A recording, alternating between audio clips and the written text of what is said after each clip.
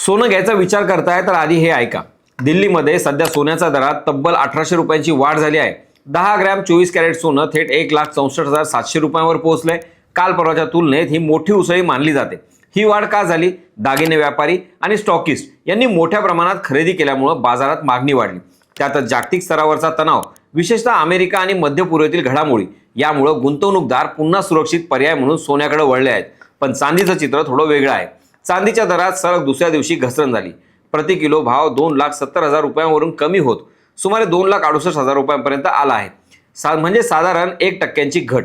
तज्ज्ञांचं म्हणणं आहे की डॉलर स्थिर असला तरी व्याजदर कपातीबाबतची अनिश्चितता आणि जागतिक आर्थिक डेटा यावर पुढची दिशा ठरेल। त्यामुळे येत्या काही दिवसात दरांमध्ये आणखी चढउतार दिसू शकतात। अशाच महत्त्वाच्या अपडेटसाठी त्याचं काय महाराष्ट्राला इंस्टाग्रामवर फॉलो आणि यूट्यूबला सबस्क्राईब करायला विसरू नका।